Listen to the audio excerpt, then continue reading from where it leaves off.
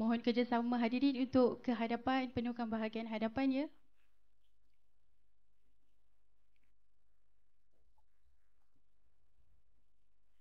Alunan zikir Asmaul Husna.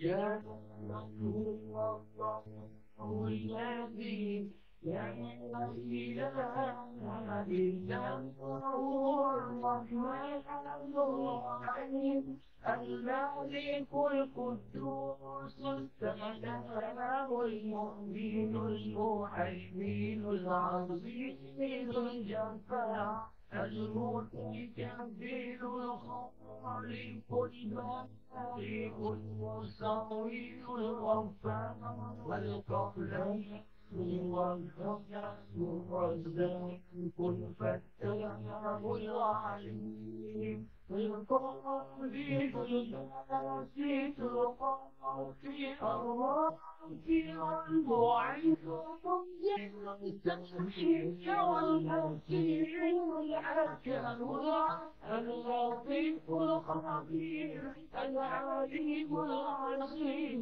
الغفور الشكور العلي الكبير الحفيظ المقيم الحسيب الجليل الكريم الرقيب المجيب الواسع الحكيم الودود المجيد العلم الشهيد الحق الوكيل القوي المتين الولي الحميد المبصر المبدع المعين المحيي المميت الحي القيوم الوحيد المجيد الواحد الصمد القادر المقتدر المقدر المؤخر الأول الآخر الصغير الكبير الوالد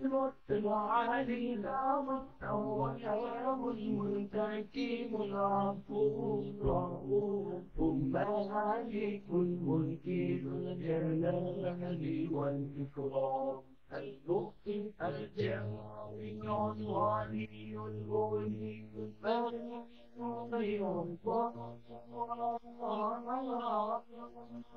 نافع النور السابق الذي حول العبيد الوارث الرشيد الصادق الذي ليس كمثله شيء وهو السميع البصير اللهم صل أفضل الصلاة على خير المخلوقات كسيدنا محمد وعلى آله وصحبه وسلم عدد معلوماتك ومداد كلماتك كلما ذكرك الذاكرون وغفل عن ذكره الغافلون.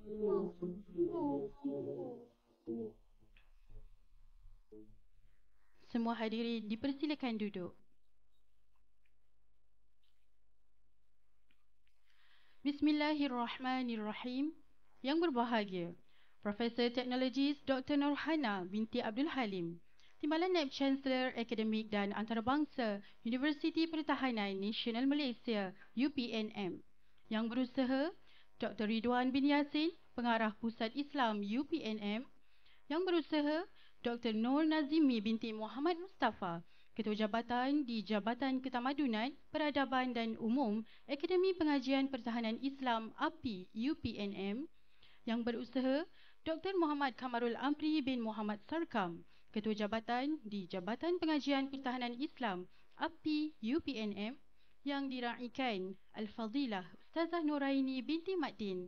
Panel jemputan pada hari ini, Barisan Pengurusan Universiti, Pegawai Kanan Universiti, Pegawai Kanan ALK, Datuk-Datuk, Profesor-Profesor, Doktor-Doktor, Tuan-Tuan, Puan-Puan dan Hadirin yang dirahmati Allah sekalian, Assalamualaikum warahmatullahi wabarakatuh dan selamat datang ke program Wacana Pemerkasaan Wanita Islam Anjuran Pusat Islam UPNM bagi tahun 2025. Yang berbahagia Prof dan hadirin sekalian, syukur kehadrat Allah Subhanahu Wa Taala, pada pagi ini kita dapat berkumpul lagi untuk bersama-sama mengikuti program Wacana Pemerkasaan Wanita Islam bagi menambahkan lagi ilmu pengetahuan dalam kehidupan seharian. Alhamdulillah. Untuk makluman semua, program ini dianjurkan sebagai wadah ilmu, perkongsian pengalaman dan juga medan untuk memberi pendekatan, motivasi dan kefahaman mendalam mengenai peranan dan potensi sebenar wanita Islam dalam mendepani cabaran semasa. Sesungguhnya wanita bukan sahaja menjadi tonggak keluarga, bahkan merupakan aset penting dalam membangunkan ummah yang cemerlang.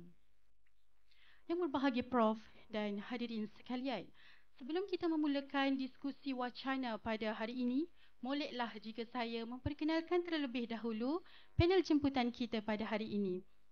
Beliau ialah Ustazah Nuraini binti Maddin atau lebih dikenali sebagai Ustazah Noni dalam kalangan sahabat pendakwah selebriti tanah air.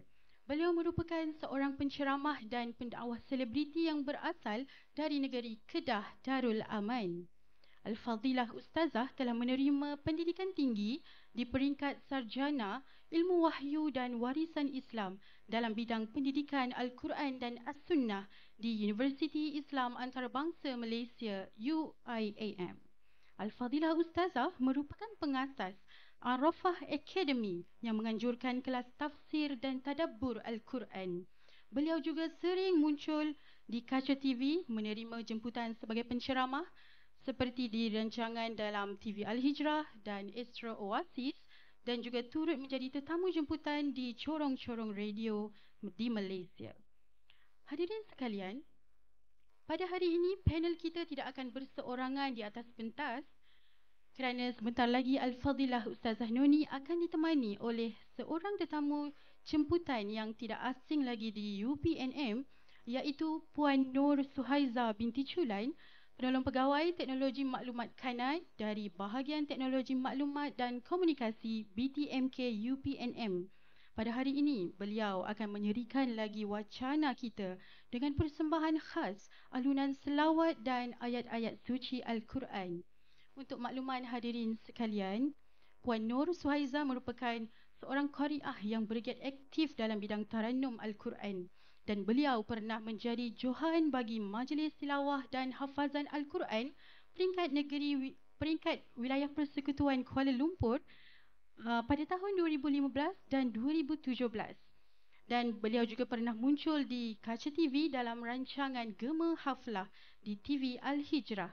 Oleh itu, majlis kini mempersilakan panel jemputan Al-Fadilah Ustazah Nuraini dan tetamu persembahan khas hari ini untuk naik ke atas pentas. Dipersilakan.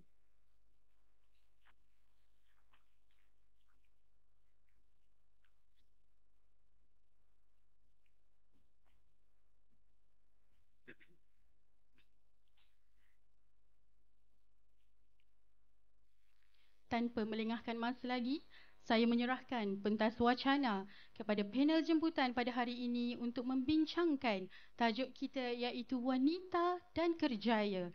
Dan sebelum itu akan diserikan dahulu dengan persembahan khas alunan ayat suci Al-Quranul Karim dari surah Al-Qasas ayat 23 hingga 26. Majlis dengan segala hormatnya mempersilakan.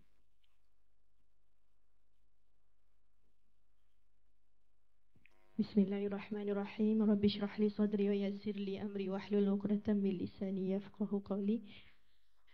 Assalamualaikum warahmatullahi taala wabarakatuh.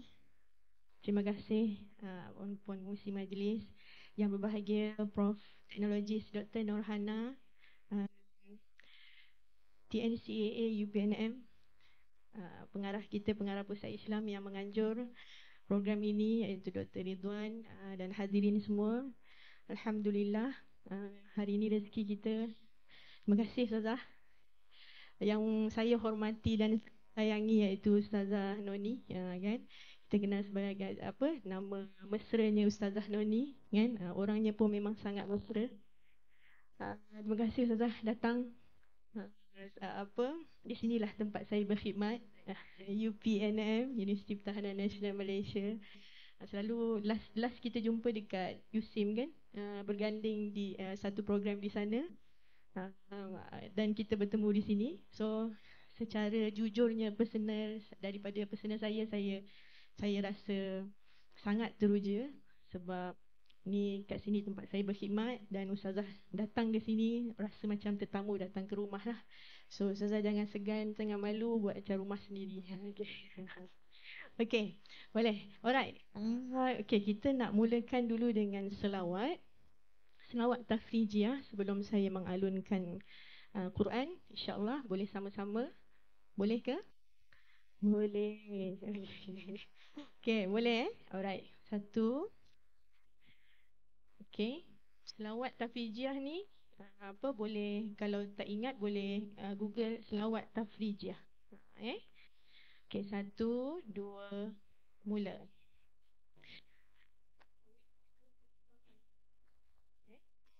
Allah Allahumma salli salatan kamilatan wa sallim salaman tamman ala sayyidina Muhammadin alladhi تنحل به العقد وتنفرج به الكرب وتقضى به الحوائج وتنال به الرغائب وحسن الخواتيم ويستسقى الغمام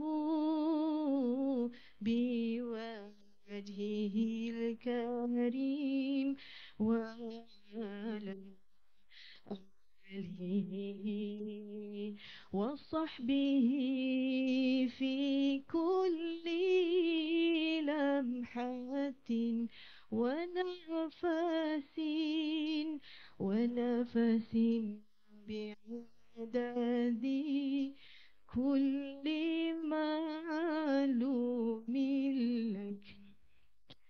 Allahumma salli ala Sayyidina Muhammad wa ala alihi wa sahbihi wasallam. Mudah-mudahan dengan selawat ini Allah permudahkan majlis ini dan Allah menurunkan setinggi-tinggi rahmat dan juga keredaan daripada Allah. Okay, saya akan membacakan daripada surah Al-Qasas. A'udzu billahi minasy syaithanir rajim.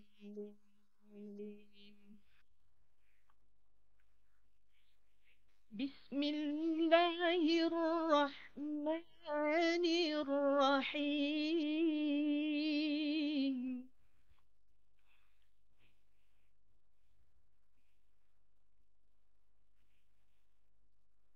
ولما ورد ماء مدين وجد عليه أمة من الناس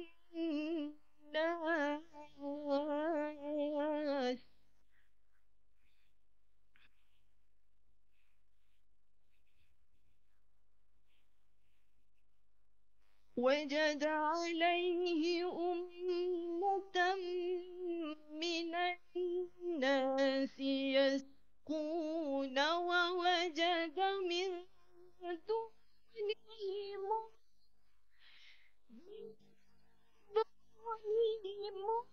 امرأتين تذودان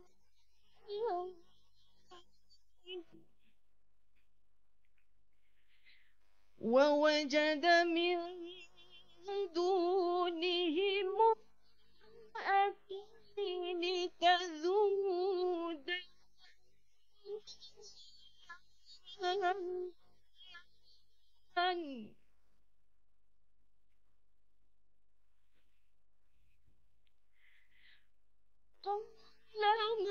ما خطبكم قالت نسقي حتى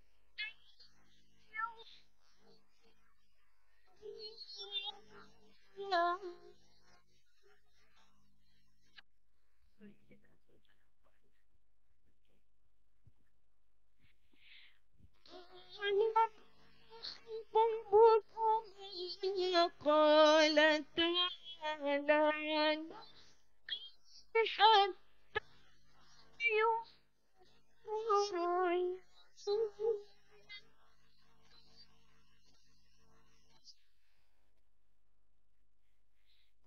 وأبوك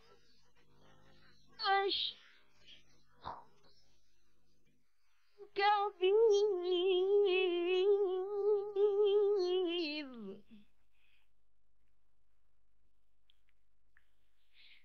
فسقى له ثم تولى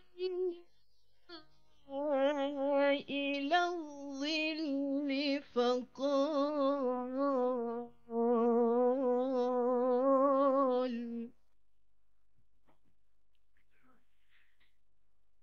فقال رب إني لما أنزلت إلي من خير فقير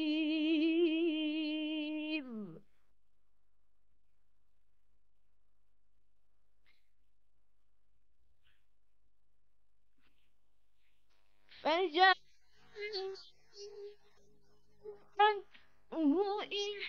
إحداهما تمشي على استحياء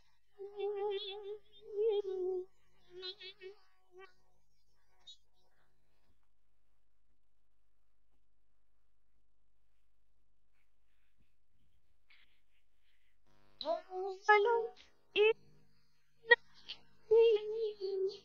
إنك ليجزيك أجر سقيت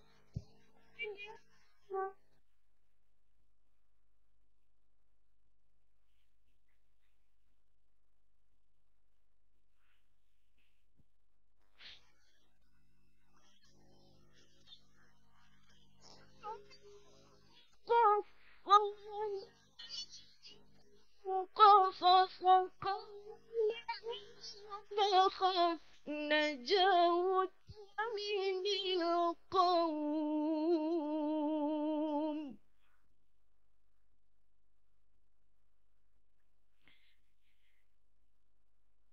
نجوت من القوم الظالمين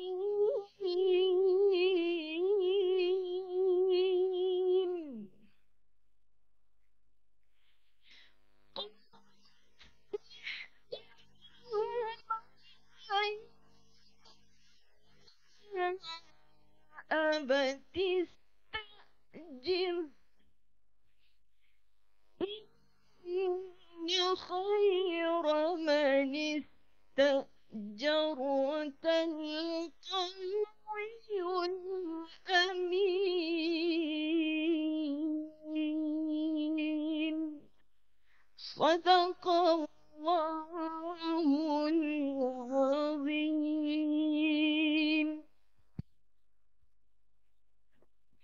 Okay, Alhamdulillah. Tersyassul tadi. Astagfirullah. Okay. Ustazah nak saya baca terus makna ke atau Ustazah mula dulu ke? Okay. Baca dulu Okay, pada ayat 23. Dan ketika dia sampai di sumber air negeri Madian, dia menjumpai sekumpul orang yang sedang memberi minum kepada ternakan di sana. Dan dia menjumpai di belakang orang yang ramai itu, dua orang perempuan sedang menghambat haiwan ternakannya. Nabi Musa AS bertanya, apakah maksudmu dengan berbuat begitu? Kedua perempuan itu menjawab, kami tidak dapat memberi minum ternakan kami sebelum pengembala itu memulangkan ternakannya. Sedangkan ayah kami adalah orang tua yang telah lanjut usianya. Terus ayat ke-24, maka dia Musa memberi minum ternakan kedua-dua perempuan itu, kemudian dia kembali ke tempat yang teduh lalu berdoa. Ya Tuhanku, sesungguhnya aku sangat memerlukan sesuatu kebaikan makanan yang engkau turunkan kepadaku. Kemudian datanglah kepada Musa salah seorang daripada kedua-dua perempuan itu berjalan dengan malu-malu. Dia berkata, sesungguhnya ayahku mengundangmu untuk memberi balasan sebagai bayaran ke atas kebaikanmu memberi minum ternakan kami. Ketika Musa mendatangi Syuaib dan menceritakan kepadanya tentang kisah dirinya, dia Syuaib berkata, janganlah bimbang, engkau telah selamat daripada orang-orang yang zalim itu. Seterusnya, dan salah seorang daripada kedua perempuan itu berkata, wahai ayahku, jadikanlah dia sebagai pekerja kita. Sesungguhnya orang yang paling baik dialah sebagai pekerja pada kita.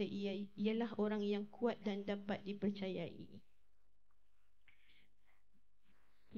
Sangat banyak kisahnya dan pengajarannya di sini. Jadi saya serahkan kepada Ustazah Noni untuk membimbing kita pada hari ini, untuk kita untuk mentadabbur ayat-ayat ni. Tafadhal mashkur.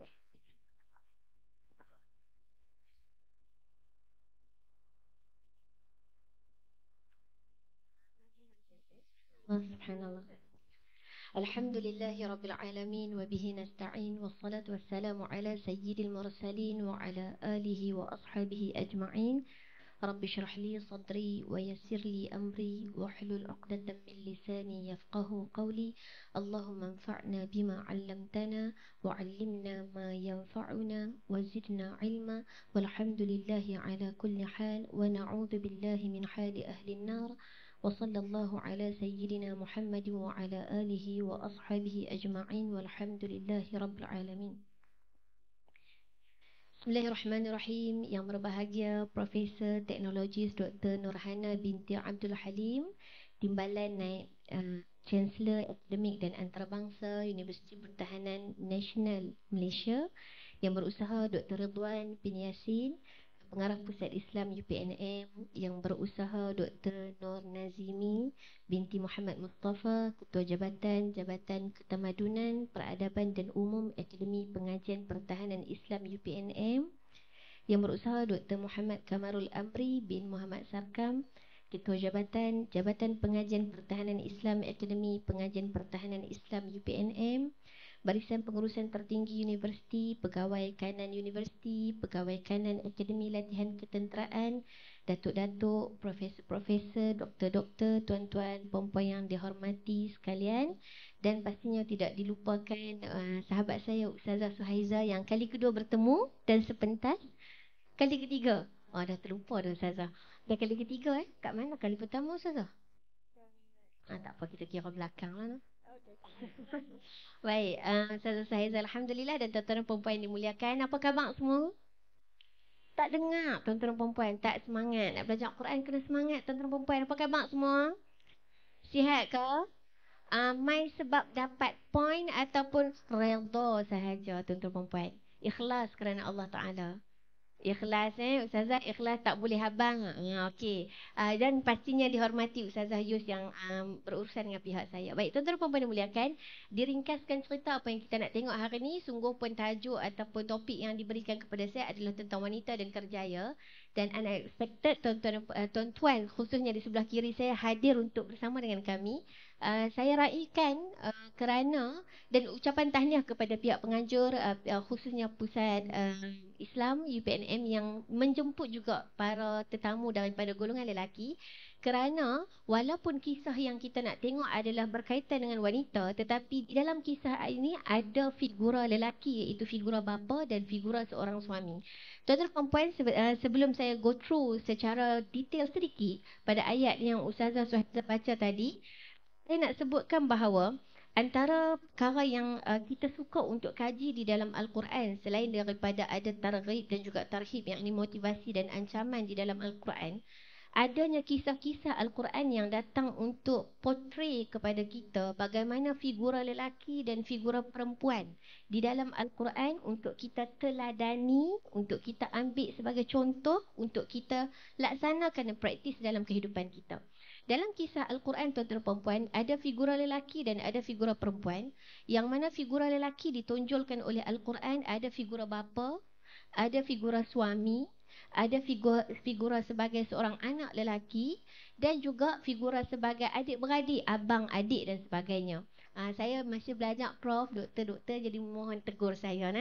Dan juga dalam figura, ada pun figura perempuan, ya, di dalam Al-Quran ada figura ibu, Ustazah, ada figura sebagai seorang isteri, ada figura sebagai seorang anak perempuan. Dan yang kita akan tengok hari ini, tuan-tuan dan puan-puan, adalah figura seorang anak perempuan yang ada tanggungjawab untuk keluar bekerja. Yang bersesuaian dengan topik kita hari ini, iaitu wanita dan kerjaya. Dan kenapa wanita dan kerjaya sesuai juga untuk dikaji oleh para lelaki atau didalami dan dihayati oleh para lelaki. Kerana kita tak dapat lari. Isteri kita seorang yang bekerja, anak perempuan kita orang yang bekerja ataupun keluar untuk menuntut ilmu. Jadi ini antara ayat di dalam Al-Quran yang berbicara tentang etika, professionalism. Bagaimana panduan Al-Quran, panduan wahyu memberitahu untuk orang perempuan kalau nak keluar menuntut ilmu, kalau nak keluar bekerja, ini panduan dia. Maka tuan-tuan puan-puan dimuliakan, saya ringkaskan, kisah ini berada pada surah yang ke-28 menurut Al-Quran, yakni surah Al-Qasas yang Ustazah Suhaizah baca tadi. Tapi puan-puan, Ustazah Suhaizah ni orang-orang ahli dalam Taranum. Jadi kalau ahli dalam Taranum ni, dia ada ayat, betul tak doktor? Ayat tu mereka tahu nak lagu mana. Kalau saya tak mengaji Taranum, kira baca sama je lah. Ayat pasal syurga ke pasal neraka ke, kalau orang ahli dalam Taranum macam Ustazah Suhaizah ni, betul tak Ustazah?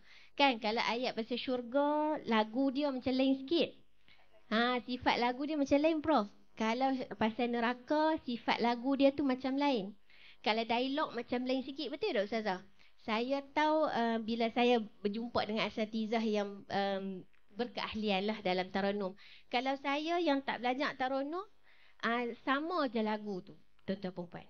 Syurga ke neraka ke, dialog ke, cerita ke, bapa ke, isteri ke, suami ke, sama je. Yang ni nak katanya disiplin ilmu yang berbeza, kepakaran dan keahlian yang berbeza, kita hormati. Baik, tuan-tuan perempuan, kita tengok, bagi yang nak tengok Al-Quran, boleh tengok pada muka surat 387, 388 dan 389 di dalam suratul Qasas, surah yang ke-28. Tapi kita tak sempat go through semua, tuan-tuan perempuan. Saya nak cerita dahulu secara asasnya pada muka surat 387. Ini masih dalam cerita Nabi Musa. Tuan-tuan perempuan dimuliakan, di dalam Al-Quran antara kisah yang terpanjang, terbanyak, scattered. Maksudnya kat mana-mana ada kisah, adalah kisah Nabi Musa alaihissalam. Jadi ini salah satu tempat yang ada kisah Nabi Musa di dalam Al-Quran, iaitu pada suratul Qasas. Dan surah Qasas banyak sangat cerita pasal Nabi Musa. Dan Nabi Musa ni tuan-tuan perempuan, antara Nabi yang diceritakan secara sempurna ataupun berkronologi daripada bayi sampailah besar, sampailah kahwin. Tuan-tuan perempuan boleh terima saya cakap tidak? Kalau tak boleh terima pun kena terima, tuan-tuan perempuan. Dia tak boleh tukar. Kalau benda lain saya boleh tukar, tuan-tuan perempuan. Ustazah slow sikit, bolehlah cuba. Tapi Ustazah tolong cakap KL, tak boleh, tuan-tuan perempuan. Ya, saya minta maaf ya. Baik. So pada muka surat 387, cerita ringkas dia, tuan-tuan perempuan, Nabi Musa berhadapan dengan satu konflik.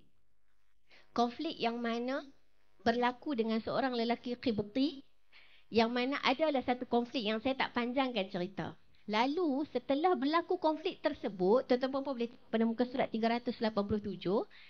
Selamat datang ke disiplin ilmu tafsir dan tadabbur, sangat indah. Mudah-mudahan kita semua diberi kesempatan untuk terus belajar Quran, tuan-tuan perempuan. Jadi setelah berlaku konflik ini, diringkaskan cerita Nabi Musa alaihissalam berada di dalam ketakutan.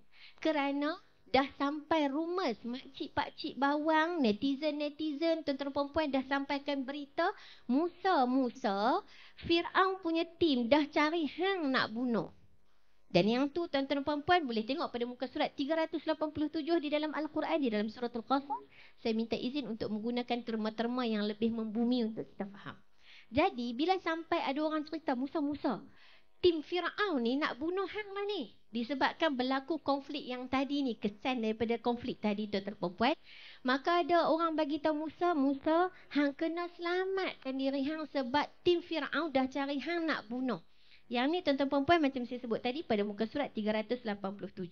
Okey, pada ayat secara khusus pada ayat 19 dan ke atas, 20 dan juga ke atas. Maka tuan-tuan perempuan pada ayat 21, ini tindakan Nabi Musa. Apa yang Nabi Musa nak buat setelah dinasihatkan untuk selamatkan diri. Maka fakharaja minha khaifa. Nabi Musa buat decision, buat keputusan untuk keluar daripada Mesir. Dalam keadaan bagaimana khaifah. Yang ni saya tak bagi tahu dekat Ustazah Suhaiza untuk baca sebab yang ni masuk kisah Nabi Musa. Yang kita nak fokus dua wanita Madian. Tapi saya nak bagi nampak tanasub ataupun connection sedikit. Apa yang tiba-tiba dua wanita Madian nak balik kepada cerita Nabi Musa. So Nabi Musa fakharaja minha khaifa. Nabi Musa keluar daripada Mesir disebabkan ada orang main bagi nasihat tadi. Orang dah cakap-cakap dah pasal Nabi Musa. Ada orang bagi nasihat, Musa, kamu kena selamatkan diri sebab ada orang nak bunuh kamu. Maka Nabi Musa buat decision fakharaja minha khaifa. Nabi Musa nak keluar dari Mesir dalam keadaan khaifah. Tuan-tuan dan puan-puan dimuliakan, Al-Quran meraihkan perasaan kita sebagai seorang manusia. Nabi Musa adalah antara Nabi yang memiliki fizikal yang sangat kuat. Dikabarkan tuan-tuan dan perempuan, beliau atau baginda boleh mengangkat satu penutup telaga yang kita akan tengok pada situasi dua wanita Madian. Di dalam tafsir menyebutkan kekuatan baginda boleh mengangkat penutup telaga yang bersamaan dengan 10 orang lelaki boleh angkat. Dia boleh angkat seorang. Sekuat itu fizikal Nabi Musa. Tetapi Al-Quran bercerita sekuat apapun manusia dia ada ketakutan dia. Fakharaja minha khaifah. Dia keluar dari Mesir dalam keadaan khaifah. Dalam bahasa Arab khaifah disebut hal. Hal maksudnya keadaan dia keluar daripada negeri Mesir itu dalam keadaan takut. Menunjukkan tuan-tuan dan perempuan ketakutan, kesedihan, kebimbangan, kemurungan. Sesuatu perkara yang diiktiraf memang akan ada sebagai seorang manusia. Sungguh pun kita kuat. Tetapi tuan-tuan dan perempuan, bagaimana kaedah mengajar, Al-Quran mengajar kita, takut itu benar, sedih itu benar, tetapi jangan dibiarkan berlama-lamaan, jangan dibiarkan berlanjutan dan jangan dibiarkan bersangatan. Takut ya, tapi mesti kontrol. Sedih ya, tapi mesti kawal dan kendalikan dengan betul. Supaya ketakutan dan kesedihan tidak berpanjangan dan menjadi penyakit. Itu sahaja. Baik. Nabi Musa keluar dalam keadaan khaifah, takut. Qala, dan ini antara cerita yang seronok. Kalau bab Nabi Musa ni dalam situasi 387 dan 388 muka surat tuan-tuan perempuan, subhanallah sangat banyak doa Nabi Musa AS. Doa pertama tuan-tuan perempuan boleh tengok pada ayat 20. Rabbi najini minal qaumil zalimin. Sambil-sambil Nabi Musa keluar dari Mesir untuk selamatkan diri dalam keadaan takut. Apa yang Nabi Musa buat? Nabi Musa berdoa, Rabbi najini minal qaumil zalimin. Wahai Tuhanku, selamatkan aku daripada kaum yang zalim. Yakni kaum yang nak bunuh Nabi Musa. Baik, perempuan. Keluar daripada Mesir, pergi ke mana? Perhatikan pada ayat 22. Walamma tawajjaha tilqa'a Madyan. Yang ni Ustazah Suhaiza tak baca juga. Okey, so perempuan boleh tengok pada muka surat 22, tuan-tuan dan perempuan, ayat 22, iaitu setelah meninggalkan negeri Mesir. Nabi Musa meninggalkan Nabi Mesir menuju Tilqa' Madyan, negeri Madyan. Tuan-tuan dan perempuan yang dimuliakan, sekarang Nabi Musa keluar pada Mesir untuk selamatkan diri daripada dibunuh Firaun menuju ke sebuah negeri namanya Madyan. Tuan-tuan dan perempuan, ada sebahagian ulama tafsir mengatakan masa Nabi Musa keluar dari Mesir, belum ada keputusan nak mana. Tapi nak kena keluar dari Mesir. Dan ada sebahagian ulama mengatakan Nabi Musa memang buat keputusan keluar dari Mesir nak menuju ke Madian. Ada pandangan ulama mengatakan walaupun Nabi Musa dah keluar dari Mesir, tapi tak tahu. Okey, masih Ustazah. Tapi tak tahu nak ke mana. Ada sebahagian mengatakan tahu nak pergi Madian. Tapi sebahagian ulama yang mengatakan Nabi Musa dah buat decision nak pergi Madian. Sekarang ni masalah tak tahu jalan pula macam mana nak pergi Madian. Ada pandangan mengatakan tak tahu lagi nak pergi mana. Nak penting kena keluar daripada Mesir untuk selamatkan diri supaya tak dibunuh tim Firaun. Ada pandangan ulama mengatakan Nabi Musa decide untuk pergi ke Madian. Tapi pandangan ini juga disertai dengan pandangan lain yang mengatakan walaupun tahu dah buat decision dah nak pergi Madian, tapi masalahnya tak tahu jalan macam mana nak pergi Madian. Tuan-tuan dan puan, dalam keadaan Nabi Musa ketakutan kerana ada ugutan dan ancaman untuk dibunuh, Nabi Musa berdoa dengan doa pertama, wahai Tuhanku, selamatkan aku daripada orang yang zalim. Yang kedua, dalam keadaan dah buat decision nak pergi Madian tapi tak tahu macam mana nak pergi Madian, datang doa kedua. Tuan-tuan dan puan, perhatikan dalam ayat 22, asa rabbi an yahdiyani sawa as-sabil. Mudah-mudahan Tuhanku menunjukkan aku jalan yang betul macam mana nak sampai ke Madian. Tuan-tuan dan puan, ini cara orang beriman. Orang beriman tidak meninggalkan doa dalam sekecil-kecil perkara, apatah lagi sebesar-besar perkara. Nak pergi Madian tapi tak tahu cara. Sebegitu kita, tuan-tuan dan puan, dalam kehidupan kita ada banyak keputusan-keputusan yang kadang-kadang kita tak tahu pun keputusan tu betul ke tidak. Apa kesan kepada keputusan kita. Asa rabbi an yahdiyani sawa as-sabil. Mudah-mudahan aku nak buat keputusan ni, keputusan yang betul. Tolonglah wahai Allah, tunjukkan aku jalan yang betul. Ataupun kesan yang baik kepada keputusan aku. Setiap keputusan yang kita nak buat. Tuan-tuan dan puan, sampai ke negeri Madian. Pada ayat 23. Walamma warada ma'a Madian wajada alaihi ummatan minan nas yasquna wa wajada min dunihim imra'ataini tadudan. Ayat ini Ustazah Suhaizah mula baca tadi. Yang terhasa. Tuan-tuan dan puan, ayat 23, sekarang Nabi Musa dah sampai Madian ke belum? Dah sampai, tuan-tuan dan puan. Okey, 23, walamma warada ma'a Madian. Dan ketika dia sampai, yakni Nabi Musa sampai ke Madian. Sampai di negeri Madian, jumpa telaga air Madian. Warada ma'a Madian. Jumpa telaga di negeri Madian, dan sebahagian ulama mengatakan kenapa ada cerita tentang ma'a Madian? Kerana bila seorang musafir, dia akan cari telaga dulu. Kerana telaga biasanya menjadi tempat kepada ada orang yang ramai. Jadi seorang musafir perlukan panduan nak ke mana, nak jumpa siapa. Maka antara tempat seorang musafir perlu berjumpa orang yang ramai adalah pada situasi atau tempat yang ada air. Maka di sini jumpa di telaga. Baik. Pergi dekat telaga, tuan-tuan dan puan, wajada alaihi ummatan minan nas. Ada terdapat, dia mendapati ataupun baginda mendapati, wajada ummatan minan nas, sekelompok atau sekumpulan manusia, ataupun dalam sebahagian terjemahan menggunakan sebahagiannya adalah sekumpulan lelaki. Nabi Musa bertemu di sekitar telaga tersebut sekelompok atau sekumpulan lelaki-lelaki. Sedang buat apa lelaki ini, tuan-tuan dan puan? Perhatikan, yasquna, sedang memberi minum kepada binatang ternakan yang lelaki-lelaki ini bawa. Idea dia, tuan-tuan dan puan, Nabi Musa sampai ke negeri Madian, pergi dekat telaga, ada sekumpulan atau sekelompok manusia atau lelaki-lelaki yang sedang beri minum kepada binatang ternakan mereka. Wa wajada min dunihim.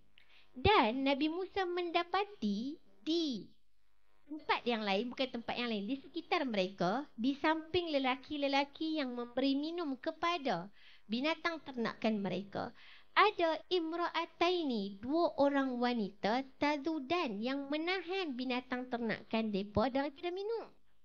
Ni dah clash ni, perempuan. Dekat telaga, satu, mereka sendiri minum, atau dua, memberi ternakan mereka minum. Sekarang, satu kelompok dekat sini bagi minum kepada ternakan mereka. Tapi dekat sini ada dua orang perempuan yang menahan ternakan daripada minum.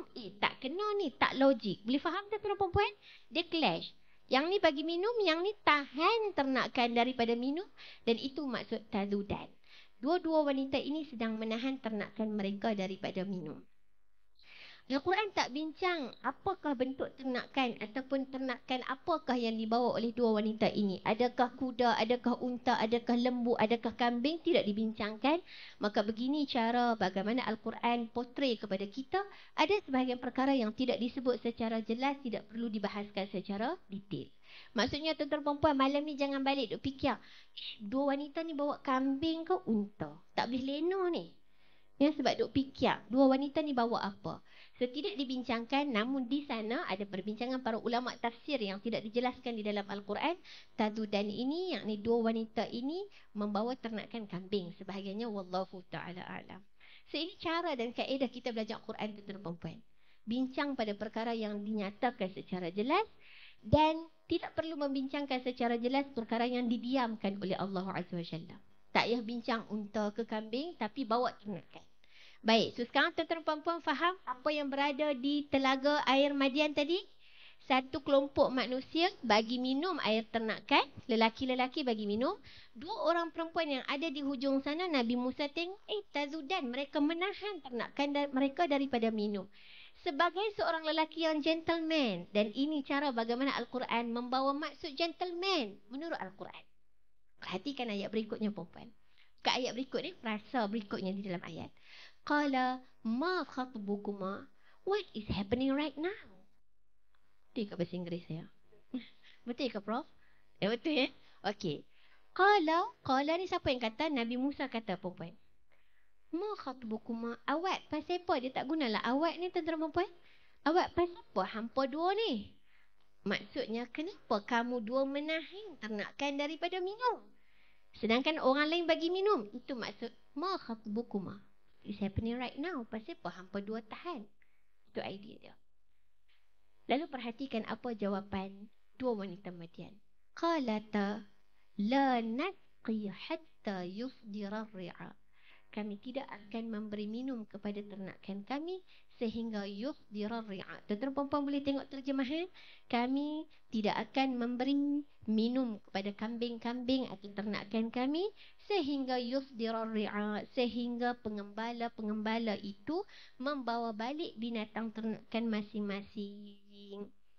Jawapan kepada soalan yang Nabi Musa lontarkan adalah pertama, kami takkan bagi ternakan kami minum sehingga lelaki-lelaki ini bawa ternakan mereka pulang.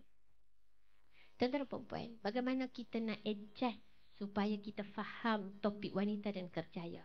Pertama sekali, menjadi seorang wanita yang berkerjaya, beretika, berpimpinan dan sebagainya. Tuan-tuan perempuan melihat kepada situasi dua wanita Madian yang juga ada keperluan dan tanggungjawab untuk bekerja. Mereka ada satu prinsip untuk tidak bercampur atau tidak ikhtilat dengan lelaki pada perkara yang tidak ada keperluan. Jangan tampak di pejabat. Jangan keluar berdua-duaan dengan rakan sepejabat untuk makan. Tak kisahlah kita dah jadi suami orang atau isteri orang atau belum berkahwin dan sebagainya. Ini antara prinsip yang para ulama katakan. Perhatikan dua wanita Madian menjadi seorang yang berprinsip. Bagi lelaki-lelaki settle dulu kerja mereka, kami settle. Lepas tu Ustazah, takkan lelaki balik pukul 5 baru kami mula kerja? Tidak. Prinsip bekerja kita secara beretika dan juga profesionalism. Tidak bercakap pada perkara yang tidak perlu. Tidak perlu beremotikon ataupun berapa emotikon ya Ustazah? Betul ke? Bermesej-mesej pada perkara yang tidak perlu. Dan ini antara perkara yang kita boleh belajar dalam situasi la nasqi hatta yusdira ri'a. Demikian bagi minum kepada ternakan kami sehingga para lelaki ini bergerak selesaikan tugasan mereka. Sebab apa tuan-tuan perempuan tak mau pergi berebut kat telaga tu. Lelaki-lelaki pun bagi ternakan minum, kami pun nak bagi ternakan minum, yang mungkin akan menyebabkan kita bergesel atau bersentuhan ataupun bersesak-sesak. Para ulama mengeluarkan pendapat di sini, antaranya adalah bagaimana seorang wanita yang sepatutnya keluar untuk tuntutan bekerja menjaga maruah dalam hatta yusdira ri'a. Sehingga kami tak perlu bercampur, bergeser, bersentuhan ataupun sesuatu yang ada kontak dengan para lelaki. Baik, sambung perempuan. Wa abuna syekhun kabir. Jawapan kedua, dua wanita Madian kepada Nabi Musa adalah memberitahu perihal kenapa mereka menjadi wanita yang perlu keluar untuk bekerja. Wa abuna syekhun kabir. Dan bapa kami terlalu syekhun kabir, terlalu tua umurnya. Nabi Musa tanya apa dia perempuan? Nabi Musa tanya satu soalan je. Ma khatbukuma, pasal apa hampa dua ni? Maksudnya pasal apa? Tahan daripada beri minum kepada ternakan. Jawapannya dua. Satu, kami nak bagi orang lelaki balik dulu, baru kami bagi minum. Yang kedua, sebab apa kami kena keluar bekerja?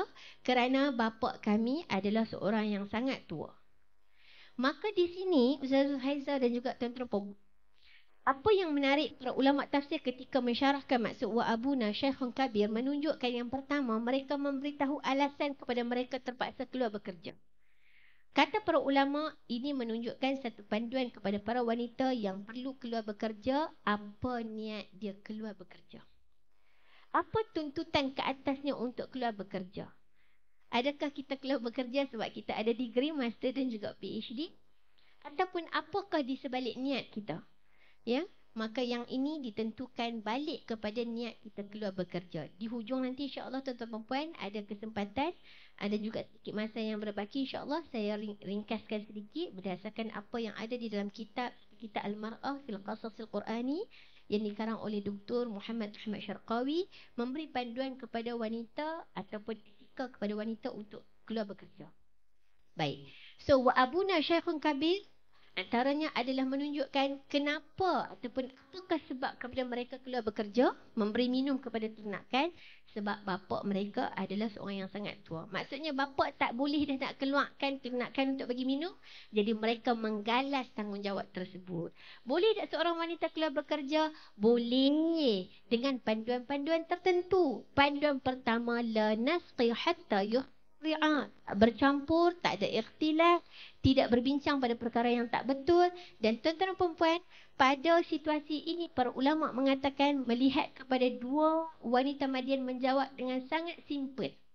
Tak panjang-panjang, tak sempat berkenalan tuan-tuan dan perempuan. Nabi Musa tanya tak, nama apa kamu?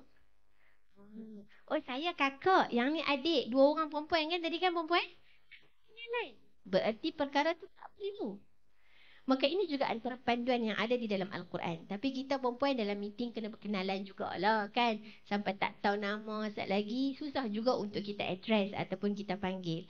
Maksudnya nak bagi tahu ada situasi yang memerlukan kita berkenalan, maka perlu berkenalan. Pada situasi tadi Nabi Musa very straightforward dan dua wanita Madian juga very straightforward. Baik, bapa kami tua, jadi sebab tu kami keluar untuk beri minum kepada ternakan. Maaf tuan-tuan perempuan, saya ni tak apa sihat juga, baru balik umrah doktor 3 hari lepas, balik hari Isnin. Jadi sangkut-sangkut sikit, jadi minta maaf. Baik, sambung. Tuan-tuan perempuan, wa abuna syekhun kabir juga antara panduan para ulama tafsir mengatakan ini juga menunjukkan kepada apa? Menunjukkan kepada dulu-dulu bapaknya dua wanita Madian ini cukup menafkahi mereka. Sebab tu dulu-dulu mereka tak perlu keluar bekerja. Ini juga menunjukkan lelaki yang gentleman, lelaki yang bertanggungjawab adalah lelaki yang menafkahi keluarganya dengan sangat baik. Isterinya diberi nafkah, anak perempuannya diberi nafkah sehingga tidak perlu bekerja. Maksudnya nafkah yang mencukupi. Lalu disebabkan bapa dah tak boleh ataupun bapa dah tak kuat, maka pada ketika itu anak perempuan mengambil tanggungjawab untuk menafkahi keluarga pula. Baik, jom kita tengok pada ayat berikutnya. Tuan-tuan perempuan, fasaqa lahuma. Ini gentleman yang sebenar. Antara lain adalah fasaqa lahuma. Nabi Musa pun membantu dua wanita Madian untuk memberi minum kepada binatang ternakan tadi. Ini gentleman. Gentleman dia, apa keperluan? Nak tunggu orang lelaki balik dulu. Mat, aku tolong hampa dua. Fasaqa lahuma. Maka dua wanita Madian ini dibantu oleh Nabi Musa untuk memberi minum kepada ternakan mereka. Summa, perhatikan tuan-tuan. Summa tawalla ila dhilli. Kemudian setelah Nabi Musa bantu untuk beri minum kepada dua wanita ternakan tadi, punya ternakan, bukan bagi minum pada dua wanita tu bagi minum kepada ternakan dua wanita tadi, maka apa tindakan Nabi Musa? Tuan-tuan memperhatikan pada frasa berikutnya, summa tawalla ila dhilli. Nabi Musa kemudiannya pergi ke tempat yang dhil, tempat yang teduh, lalu berdoa. Perhatikan berapa doa dah tuan-tuan perempuan kita belajar. Tuan-tuan, had doktor, prof dan sebagainya dia pun catat ni, had belakang-belakang ni. Syok juga kalau jalan ni tuan-tuan perempuan. Kita tanya, boleh prof? Boleh prof? Okey tuan-tuan perempuan, berapa doa dah kita belajar? 4. Ekstra tu tuan-tuan perempuan. Berapa? Tadi nombor 1. Yang doa Nabi Musa minta selamat daripada kaum yang zalim. Yang kedua, minta panduan tadi kan, supaya dapat jalan yang betul, keputusan yang betul. Selamat datang ke doa yang ketiga. Rabbi inni lima anzalta ilayya min khairin faqir.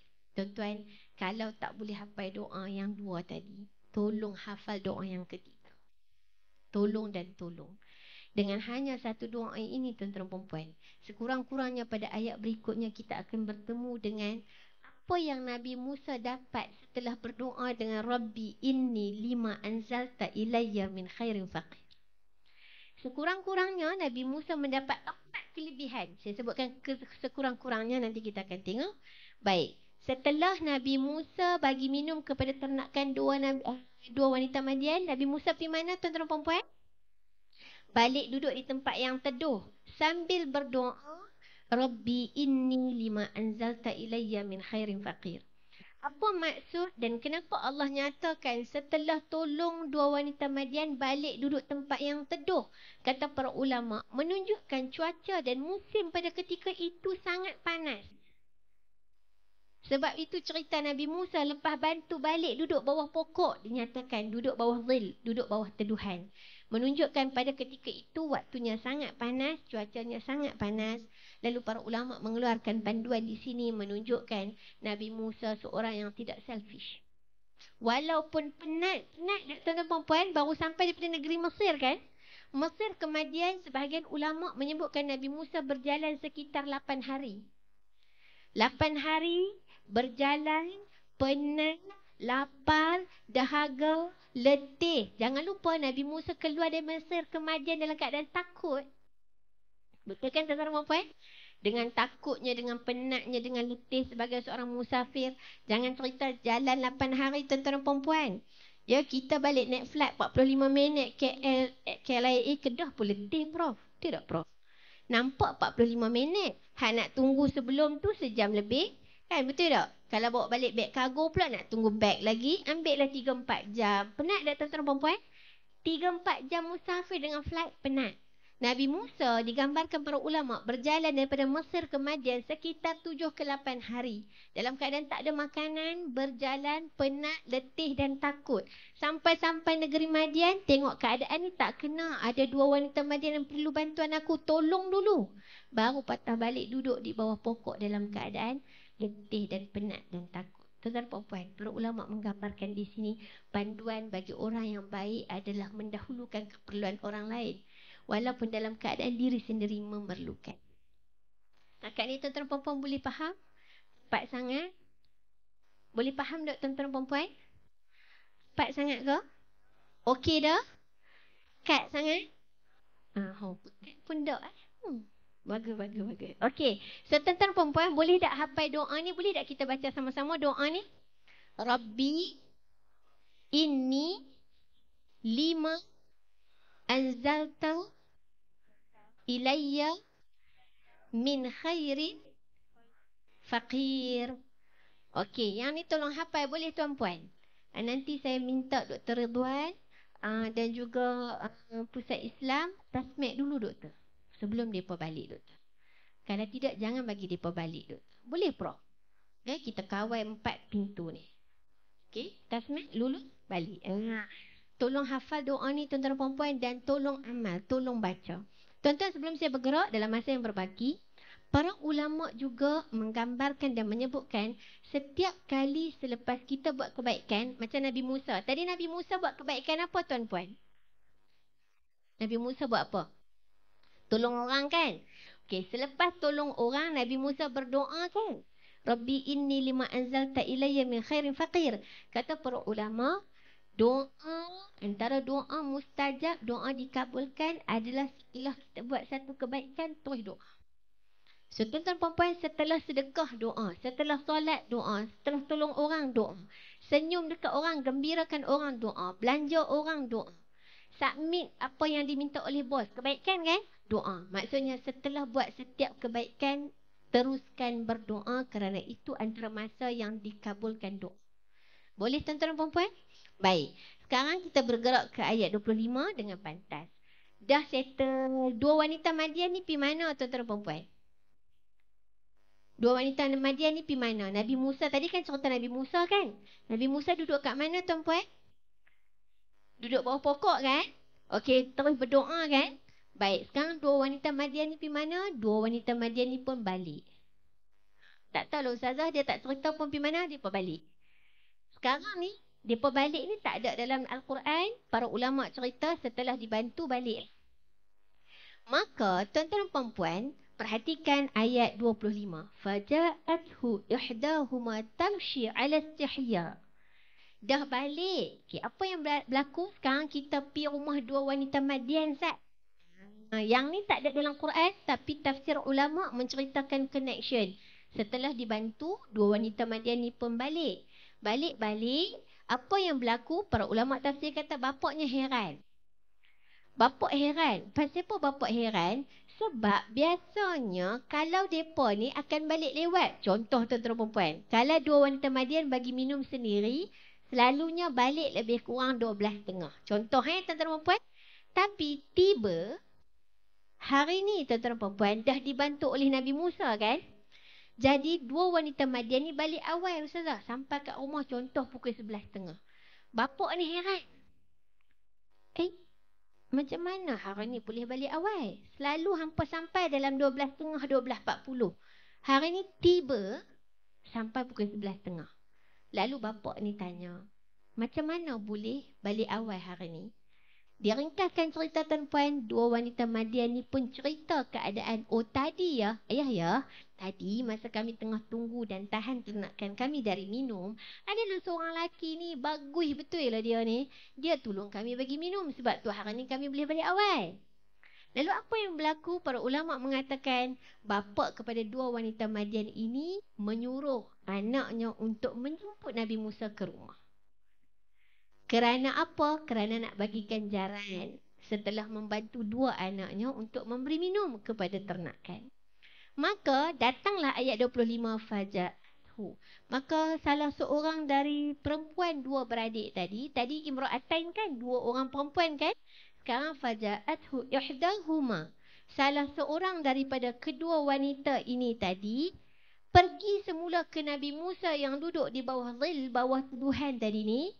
Ya, perhatikan ayatnya, tamshi 'ala istihya, berjalan dalam keadaan yang sangat malu.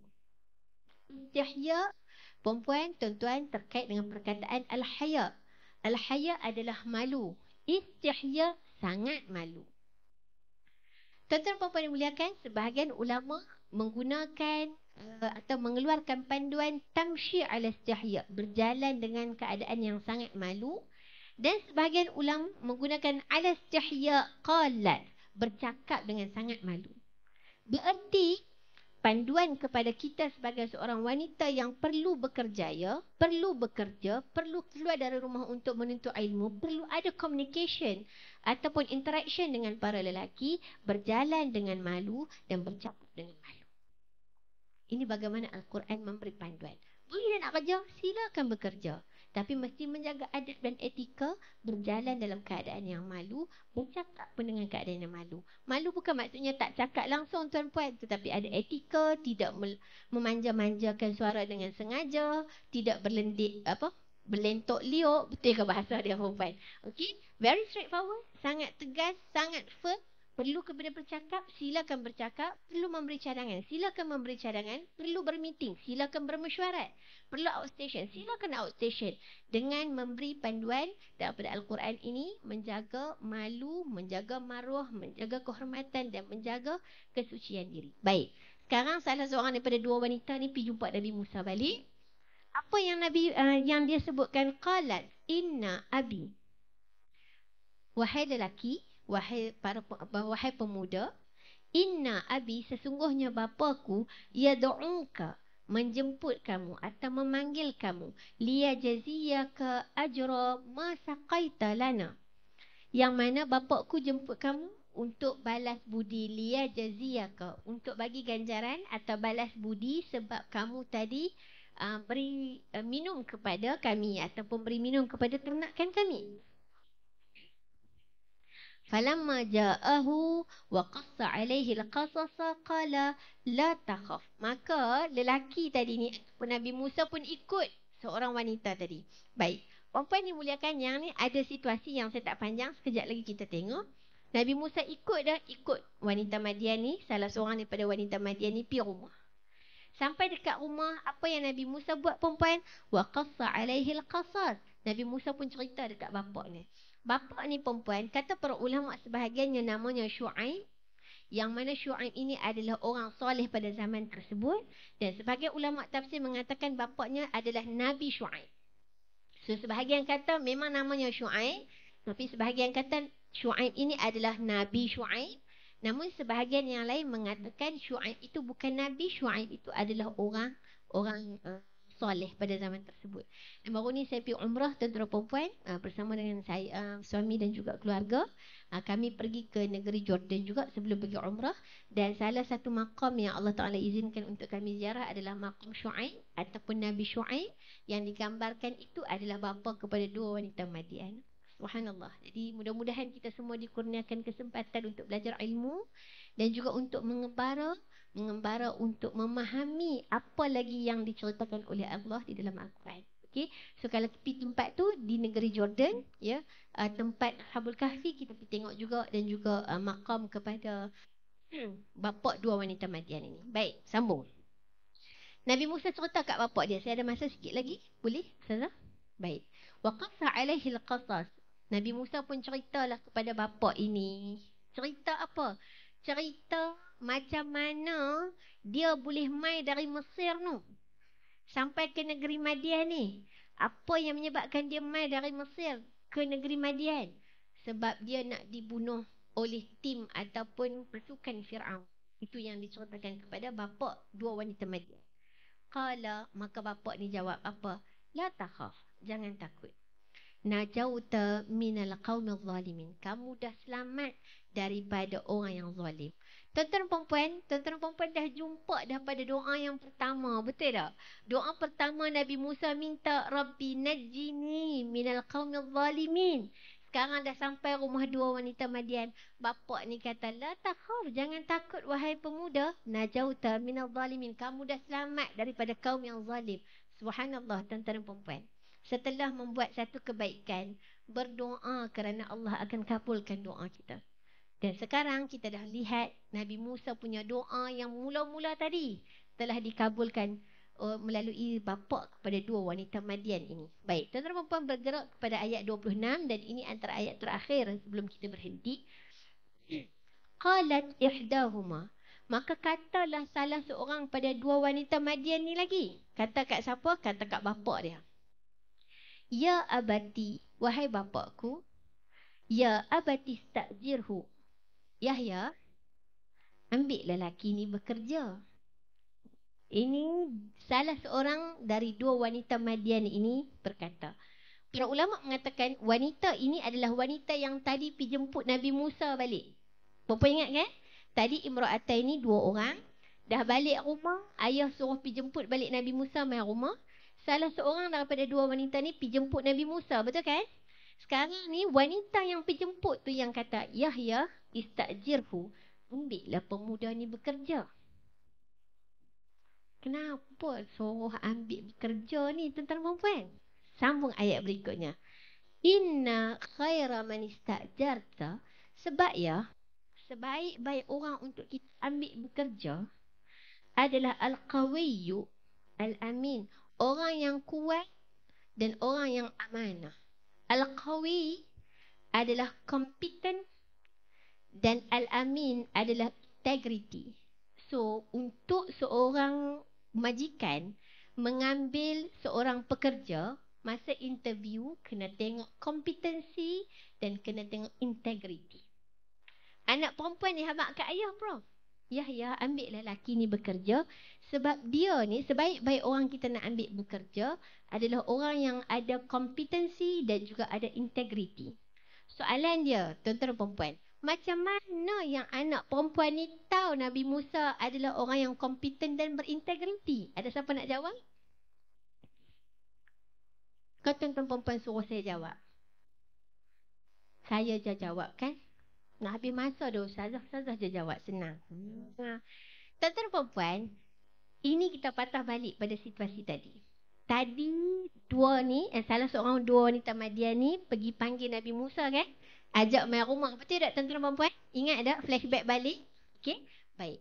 Para ulama tafsir mengatakan ketika salah seorang daripada dua wanita ini mengajak Nabi Musa untuk pergi rumah, maka Nabi Musa kata, bagi aku jalan dulu. Hang jalan belakang. Ini ada dalam tafsir ya, tuan-tuan perempuan. Hang jalan belakang, aku jalan depan. Ini menunjukkan integritinya Nabi Musa kerana tidak mahu melihat bagaimana seorang wanita yang tidak dikenali, yang bukan mahramnya berjalan di hadapannya. Menunjukkan Nabi Musa orang yang qaddul basar, menundukkan pandangan dan menjaga kemaluan diri dan juga menjaga kemaluan wanita yang berada di sekitarnya. Hang jalan belakang, aku jalan depan. Dah tu tuan-tuan perempuan, Nabi Musa tak tahu rumah wanita ni kat mana. Nanti kamu bagi tahu aku dari belakang, aku nak kena ke kanan atau ke kiri. Kamu jalan belakang, aku jalan depan. Kamu bagi tahu aku ala tu terus ke kanan ke ataupun ke kiri. Maka ini saat wanita ini melihat Nabi Musa ada ciri-ciri integriti al-amin. Lalu di mana ciri-ciri al-qawi, kompetensi Nabi Musa dilihat dan dikaji atau dinilai? Throwback balik tadi masa bagi minum kepada ternakan-ternakan wanita, sebahagian ulama mengatakan ketika itu telaga telah ditutup. Dah ditutup. Sebahagian mengatakan kerana orang-orang di situ tak suka dua wanita Madian ini kerana bapaknya orang soleh. Maksudnya mereka bukan orang beriman. Dua wanita Madian ni orang beriman. Lalu orang-orang lelaki yang ummatan yaskun tadi, kelompok lelaki yang bagi minum tadi, mereka tak suka dua wanita Madian. Jadi lepas mereka selalunya selepas mereka bagi minum, mereka akan tutup telaga. Sebagai pandangan. Lalu mengatakan, para ulama mengatakan disebabkan Nabi Musa tu kuat. Saya sebut tadi bersamaan berapa orang lelaki tuan-puan? 10 orang lelaki. Sebahagian mengatakan disebabkan Nabi Musa ni kuat, tenaga seorang lelakinya Nabi Musa bersamaan sekitar 10 orang lelaki, Nabi Musa boleh mengangkat telaga, bukan telaga ya tuan-tuan puan, penutup telaga untuk bagi minum kepada ternakan dua wanita ini. Maka di situ bagaimana penilaian dua wanita Madian terhadap kompetensinya Nabi Musa AS. Sebahagian ulama mengatakan demikian. Lalu inilah punca kepada dua wanita Madian ini ataupun salah seorang daripadanya mengatakan, Yahya, ambillah kawan ni bekerja sebab dia yang pertama dia al-amin, al-qawi, dia kompeten, dia sangat kuat. Dan yang kedua adalah al-amin, dia berintegriti. Tuan-puan, saya tak panjangkan tapi saya bagi assignment dekat tuan-tuan perempuan. Nah, assignment pula Ustazah. Assignment dia kalau dalam Quran ni kita ada takdim dan takhir. Kenapa Allah Ta'ala mention al-qawi dulu baru mention al-amin? Ya, yang ni pun ada sebab dia tapi saya tak panjangkan. Saya minta maaf tuan-puan. Mudah-mudahan ada kesempatan untuk kita belajar Quran lagi. Ya, tetapi penting untuk seorang majikan menilai dan melihat pasukannya atau pekerjanya melalui dua situasi ataupun dua ciri ini, al-qawi, kompetensi dan al-amin, integriti. Baik. So, tadi anak perempuan dikata kat ayah, Yahya ambil dia kerja. Ambil kerja ni maksudnya nak jaga apa? Nak jaga ternakan mereka tadi lah. Kan? So, maksudnya kalau ayah ambil Nabi Musa ni bekerja, kami dua ni tak kena keluar dah lah bagi minum dekat ternakan. Boleh faham tuan-puan? Baik. Perhatikan pada ayat 27. Saya habiskan dekat 27. Yang ni Ustazah Suhaizah tak baca tadi. Qala inni uridu an unkihaka. Apa dia bapak ni sambung? Tuan-puan, yang ni mesti semua orang duk senyum-senyum kalau baca terjemahan. Bapak ni kata apa tuan-puan? Aku hendak mengahwinkan, uridu an unkihaka. Aku ingin mengahwinkan kamu, ihda bnatayya, salah seorang daripada anak perempuanku hataini. Tidak dimentionkan yang mana, ya, tapi salah seorang daripada dua orang anak perempuanku ni aku nak kahwinkan dengan engkau. Tuan-puan, Nabi Musa ada niat tak nak cari jodoh dekat Madian? Ada tak niat tadi? Macam mana perempuan tak? Confident sangat geleng kepala tu. Betul tak? Orang pula dalam keadaan takut, tak fikir jodoh tuan-puan. Tak dan fikir jodoh, yang fikir nak selamat je. Betul tak tuan-tuan perempuan? Tiba tuan-tuan perempuan, tiba. Sampai kat rumah ayah kata jangan takut, la takhaf, kamu dah selamat daripada kaum yang zalim. Right now, uridu an unkihaka. Aku nak kahwinkan engkau dengan salah seorang daripada anak perempuanku yang berdua ini. Satu, perhatikan. Ala an ta'jurani thamaniyata hijaj. Dengan mahar 8 tahun hang kerja dengan aku. 8 tahun, thamaniyata hijaj. 8 tahun haji kamu kerja dengan aku, maksudnya itulah mahar kepada aku kahwinkan kamu dengan anak perempuanku. Salah seorang daripada anak perempuanku. Fa in itmamta 10 fa min 'indik. Tapi kalau kamu nak lengkapkan 10 tahun, maka it's up to you. Syarat aku bagi 8 tahun hang kena kerja dengan aku. Itu syarat ataupun menjadi mahar kepada aku kahwinkan engkau dengan salah seorang pada anak aku. So hang kena kerja dengan aku 8 tahun. Tapi kalau hang nak lengkapkan 10 tahun, it's up to you. Para ulama mengatakan Nabi Musa memilih 10 tahun. Ada pandangan mengatakan kerana Mesir punya peraturan. Pada ketika itu, enforcement pada ketika itu, siapa yang buat sesuatu jenayah atau commit dengan sesuatu crime, 10 tahun, dalam 10 tahun dia dah bebas. So Nabi Musa setelah 10 tahun balik ke Mesir. Sebab dah tak kena dah tindakan apa-apa. Sebab dah dalam 10 tahun, within 10 tahun, tak kena apa-apa. So selepas 10 tahun dah selamat. Sebagian ulama mengatakan demikian. So sebahagian mengatakan Nabi Musa memilih untuk melengkapkan tempoh pekerjaan dengan bapa mertuanya 10 tahun. Tuan-puan, fikir nak pasal jodoh tadi? Tak fikir. Adakah Nabi Musa mencari kerja datang ke Madian? Tidak. Nabi Musa hanya keluar untuk mencari keamanan daripada ketakutan. Sekarang apa yang Nabi Musa dapat, tuan-tuan dan perempuan? Satu, la takhaf, jangan takut, najauta minal zalimin, kamu dah selamat. Berarti yang pertama Nabi Musa dapat keselamatan. Yang kedua, Nabi Musa tiba ditawarkan jodoh, tuan-puan. Yang ketiga, Nabi Musa dapat apa, tuan-puan? Dapat pekerjaan. Yang keempat, tuan-puan, dah dapat jodoh, dapat rumah sekali, tinggal dengan bapa mertua yang baik di dalamnya dan mendapat majikan yang baik di dalamnya. Dah duduk di rumah tersebut, tuan-puan, sudah tentu mendapat makanan dan juga minuman, tuan-puan. Maka ini bermula daripada doa yang saya paksa tuan-puan hafal tadi. Rabbi inni lima anzalta ilayya min khair faqir.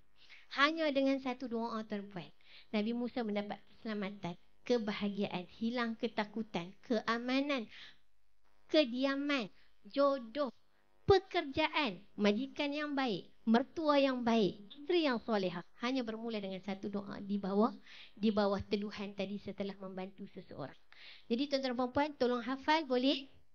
Tolong hafal sungguh-sungguh doa ni. Saya tak sempat nak syarah doa ni maksudnya apa. Tapi cukup untuk tuan-tuan dan puan-puan hafal.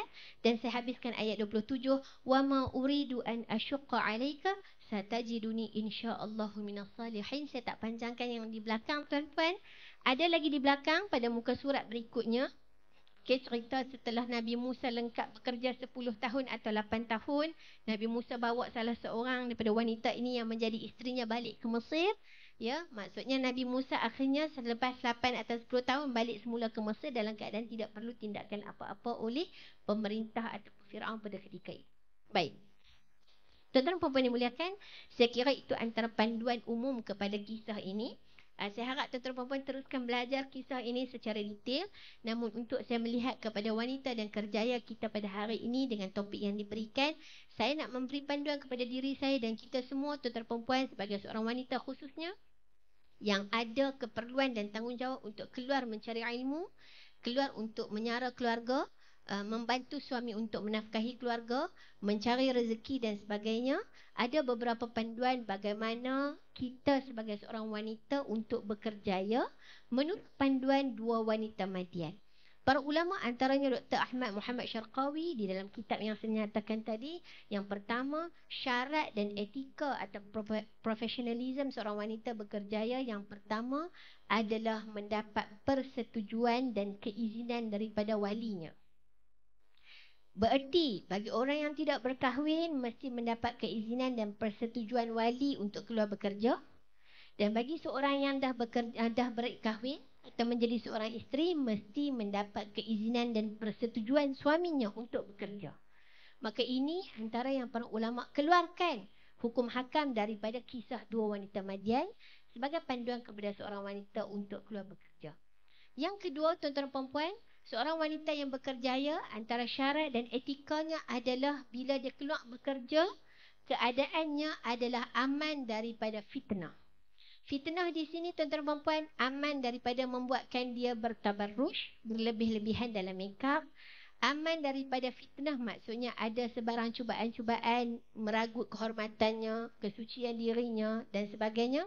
Maka ini termasuk dalam situasi kedua, boleh seorang wanita keluar bekerja tetapi mesti dengan keadaan yang aman daripada sebarang bentuk fitnah. Ia tidak berlebih-lebihan dalam bermakeup, dalam berhias. Ia tidak membuatkan dia ikhtilat, yang ini bercampur ataupun dalam keadaan yang tadi ya bergesel, bersentuhan, ada bahaya ataupun dalam bahasa hari ni apa dia? Kita kata di tempat kerja, tuan-tuan perempuan, ada benda-benda yang tak baik lah tuan-tuan perempuan yang mengganggu kesucian, kehormatan dan juga maruah dirinya sendiri. Dan yang ketiga tuan-tuan, panduan juga daripada dua wanita Madian dalam wanita dan berkerjaya, wanita dan kerjaya. Antaranya para ulama juga mengatakan mestilah seorang wanita yang bekerja itu dia keluar bekerja dalam keadaan tidak mengabaikan tanggungjawab asasnya di rumah.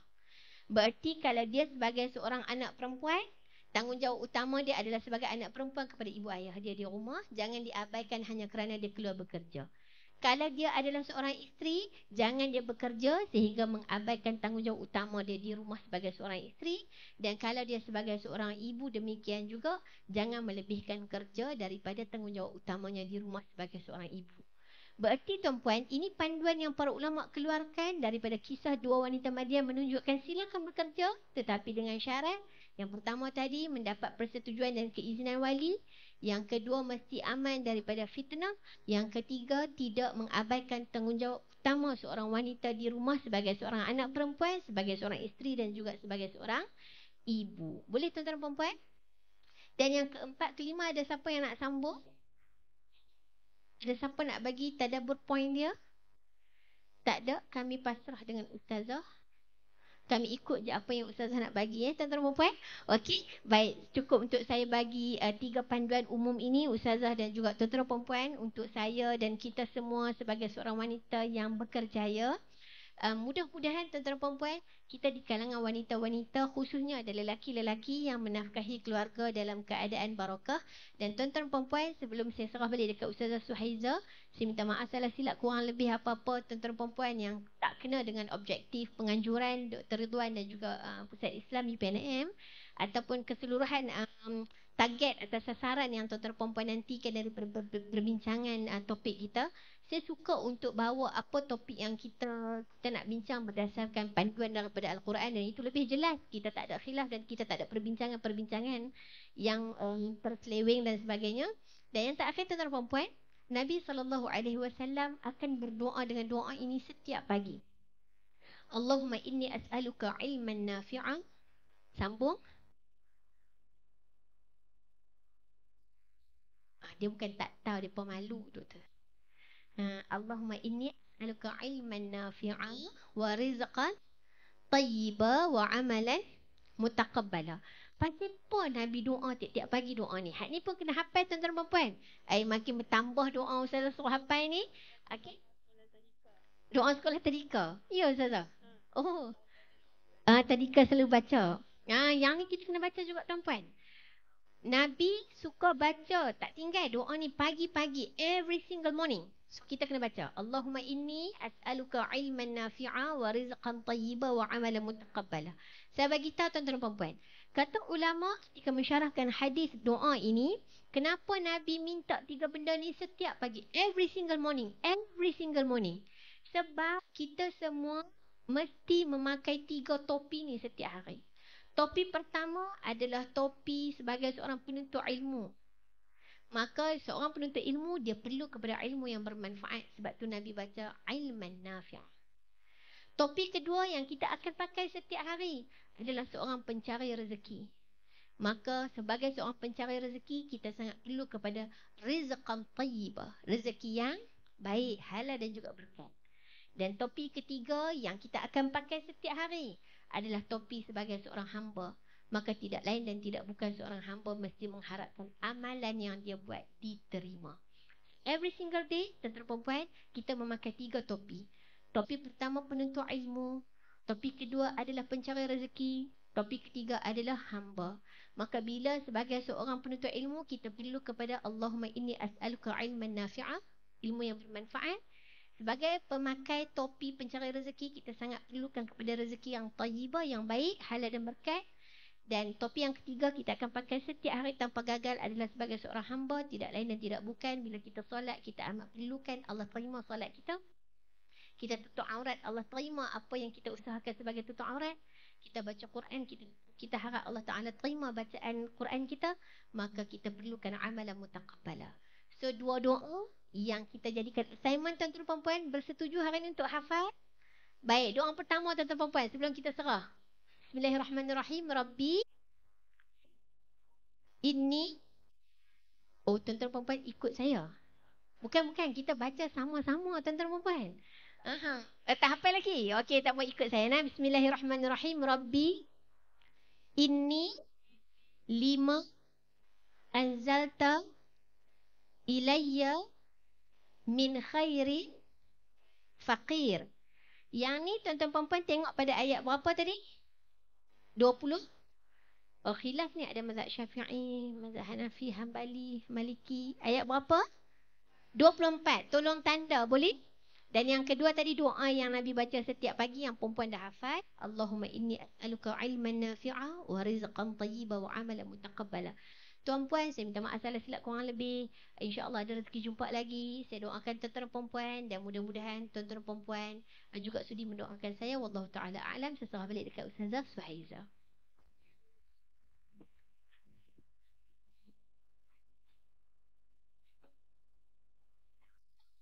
Alhamdulillah. Syukur kepada Allah. Masya Allah. Walaupun doa tu tadi doa kita selalu dengar anak-anak tadika kan belajar baca kuat-kuat kan, tapi doa tu sangat powerful kan Ustazah kan.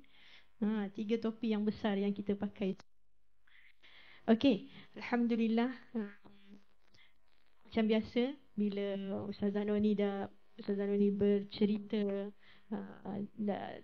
bertadabbur dalam Al-Quran ini.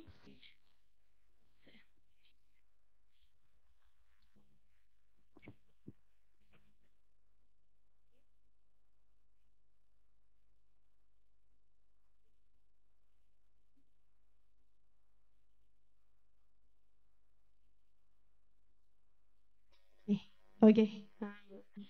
Okey, jadi kita macam biasalah kalau dah dengar Ustazah Noni bercerita, memang kita tak terasa masa berjalan kan, tapi apakan daya, kita tak boleh tahan Ustazah Noni lama-lama kan.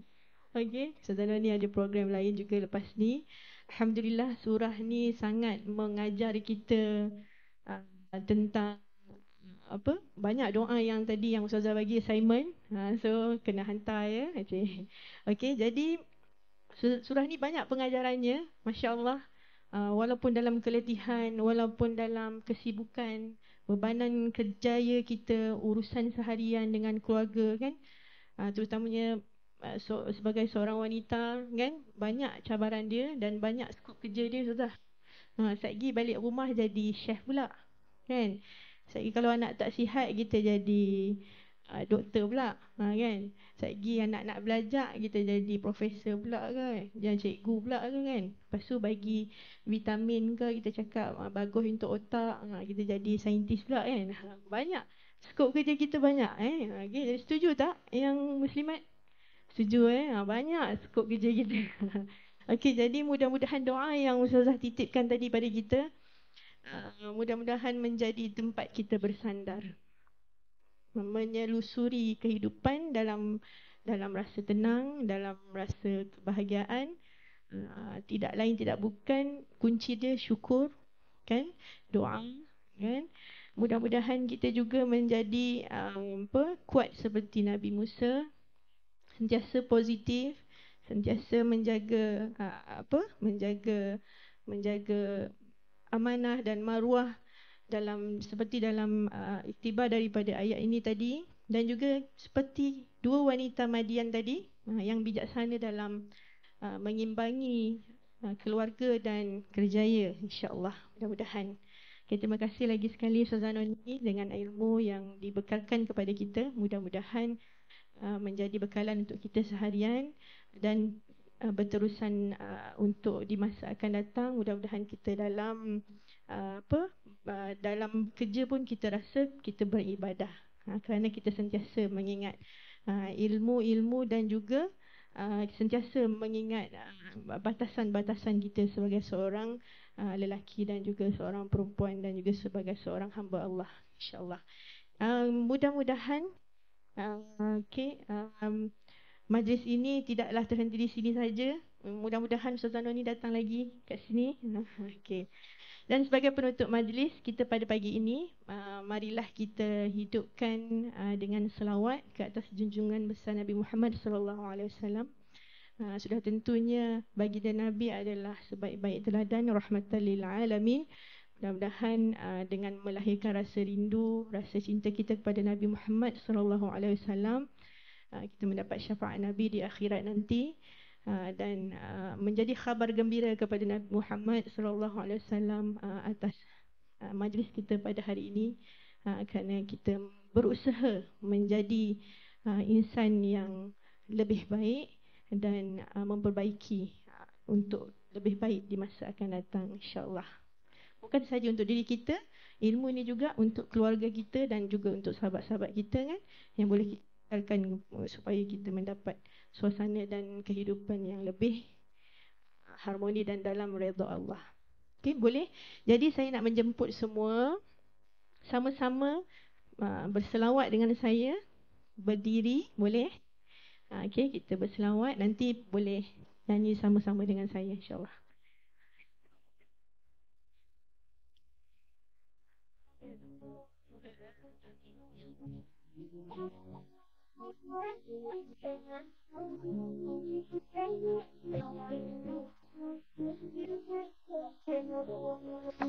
Selawat Badar Boleh? Semangat nyanyi.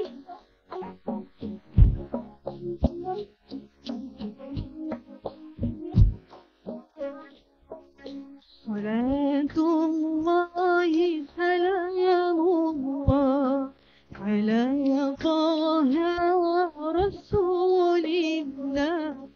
Salatullah salamullah ala yasin habibillah. Salatullah salamullah ala yasin habibillah.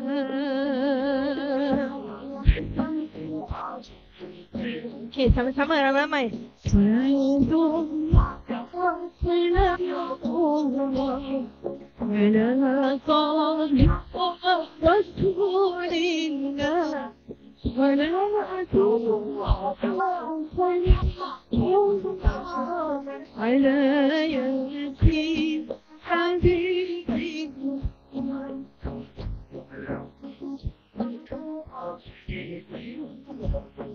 توسلنا ببسم الله وبالهادي رسول الله وكل مجاهد لله بأهل البادية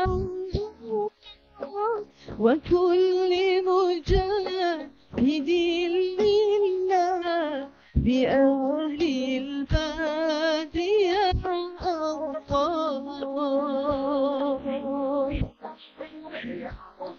Sama-sama kita ulang.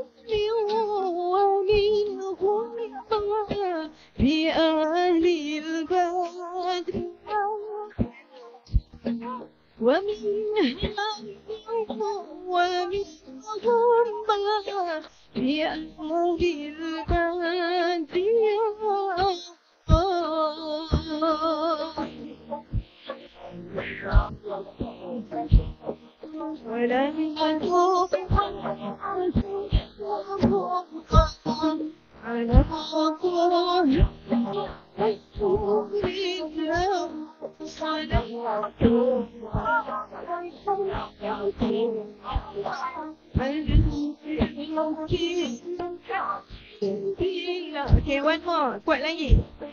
Boleh?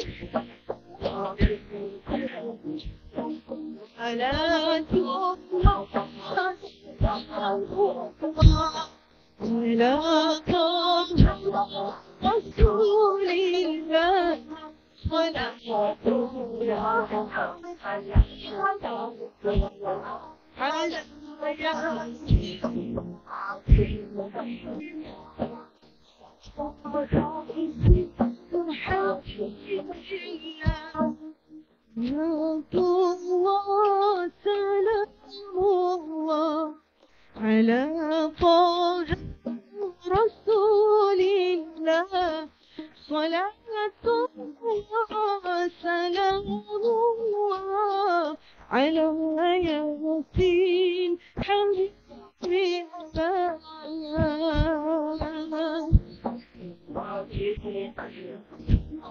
على ياسين حبيب الله على ياسين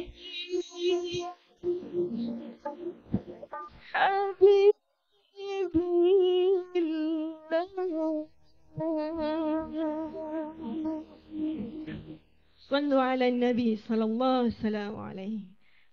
وبالله التوفيق والهداية والسلام عليكم ورحمة الله تعالى وبركاته. Waalaikumsalam warahmatullahi wabarakatuh.